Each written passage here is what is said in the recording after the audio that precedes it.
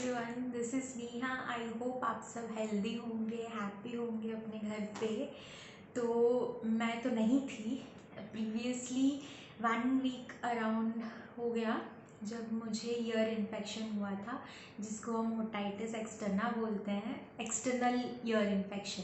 कुछ क्लिप्स भी शेयर करूँगी आप लोगों के साथ में, so that you can understand कि किस अमाउंट के पेन से मैं गुजरी थी और कैसे होता है ये पेन। सो अभी हम वही शेयर करने वाले हैं पहले, उसके बाद में हम स्टार्ट करने वाले हैं।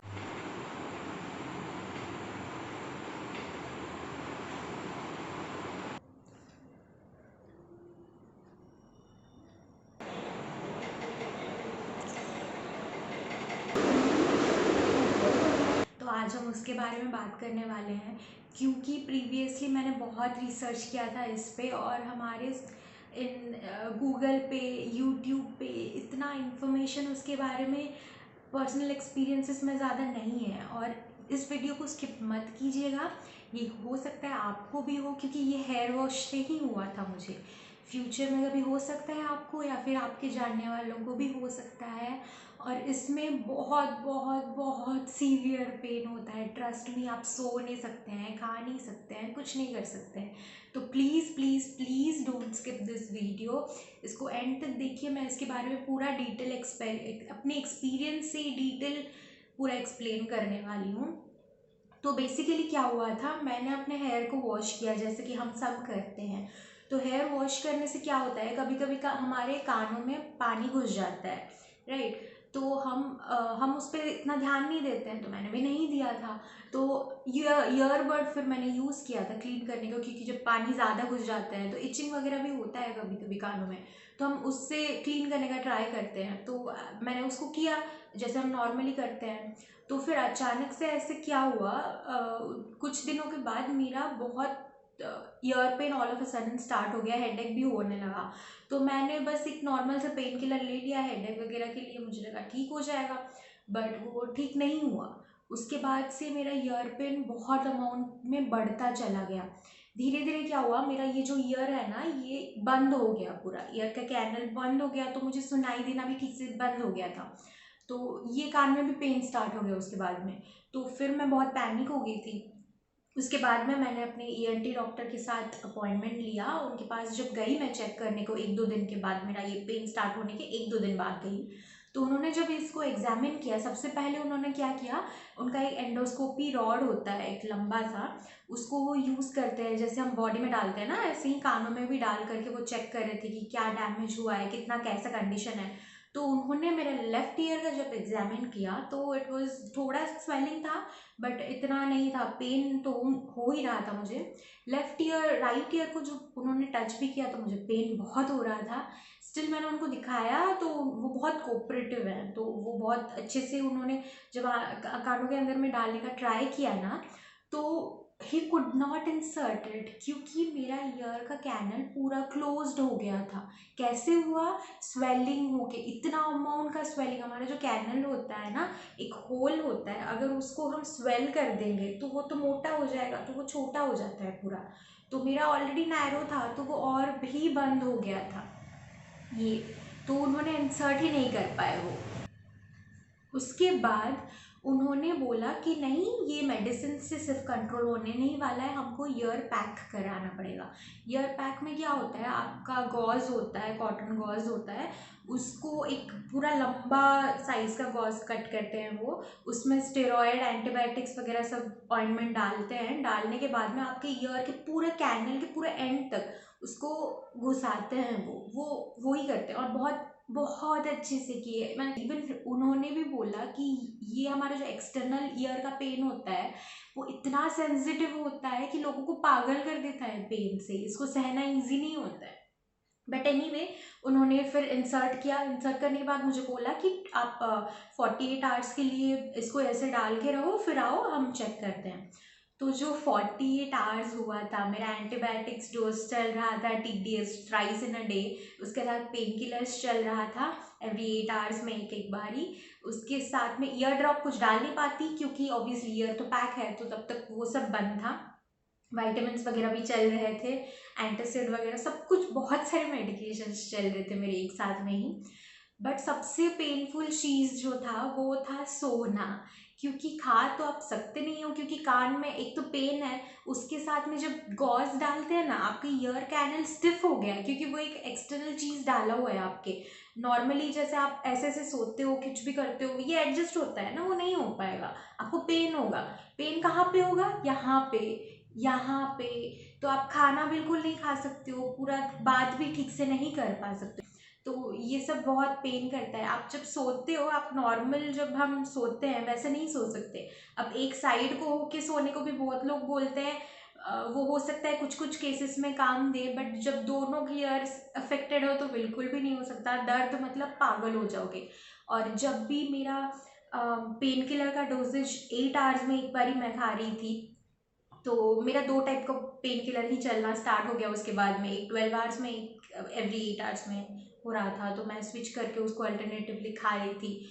तो उसको जब मैं खाती हूँ, जब मेरा डोजेज थोड़ा उसका वर्क एफिशिएंसी कम हो जाता है कुछ 4 5 6 घंटों के बाद में, उसके बाद पेन स्टार्ट हो जा रहा था। और इवनिंग को सबसे हाईएस्ट अमाउंट ऑफ पेन अगर आप एक्सपीरियंस करेंगे वो इवनिंग को है, क्योंकि तब आपको ना दुनिया दिखेगी, ना खाना, ना पीना, ना सोना, कुछ नहीं। आपको मन करेगा भाई खुद को मार डालूं, मैं ये पेन नहीं सहन कर सकती हूँ, इतना पेन मेरे से सहन नहीं होगा। और बाल धोना तो आप भूल ही जाओ। मेरा अभी तक देख रहे हो, ये 1 वीक के ऊपर हो गया, मैंने बाल वॉश नहीं किया है, अभी तक भी मेरा कान पूरा हील नहीं हुआ है। इसकी वजह से I can not wash my hair.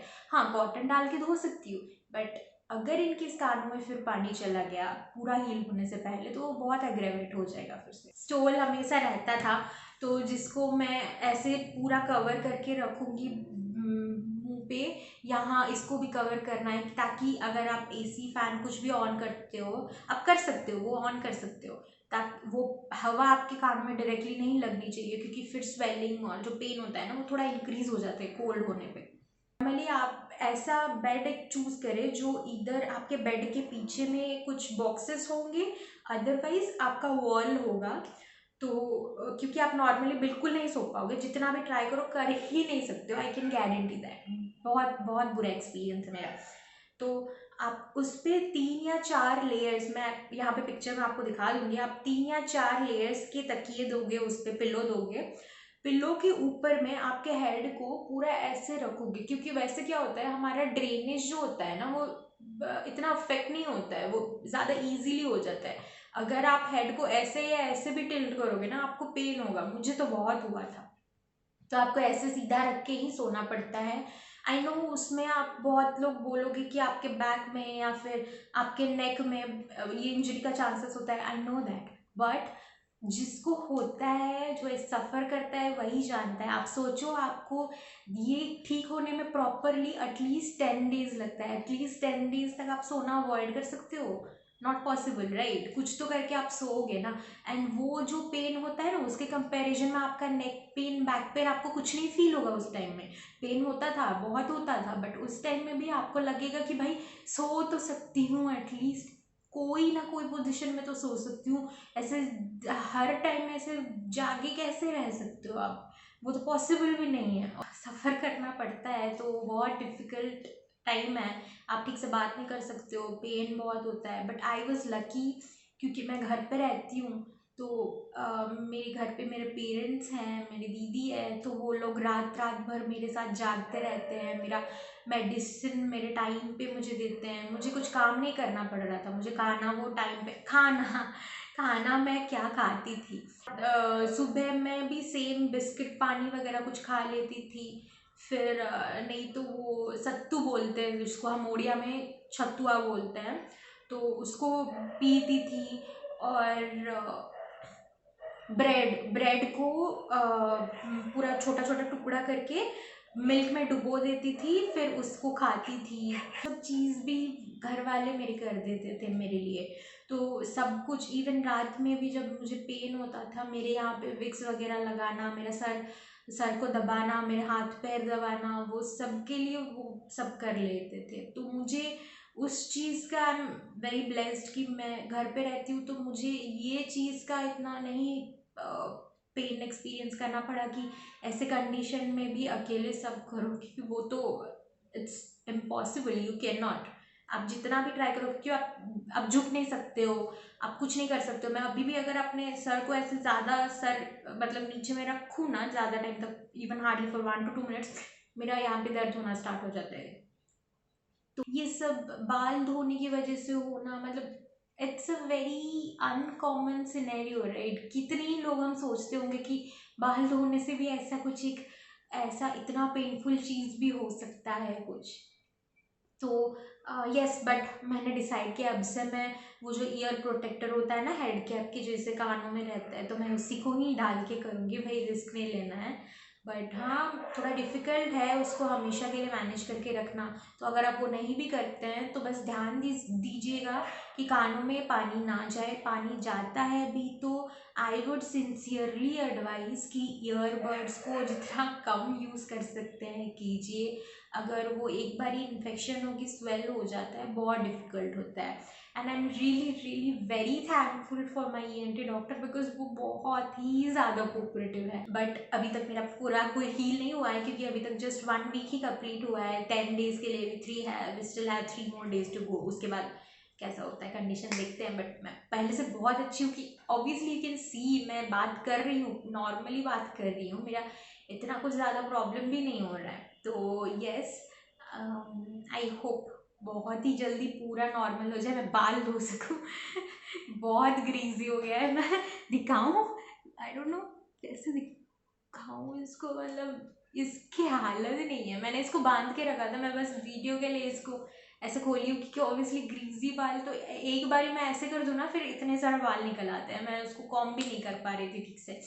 तो yes, that's all for today's video. I hope मेरे पेन और सफरिंग एंड लर्निंग एक्सपीरियंस से आपको कुछ हेल्प मिले, या आपके नोन में किसी को हेल्प मिले।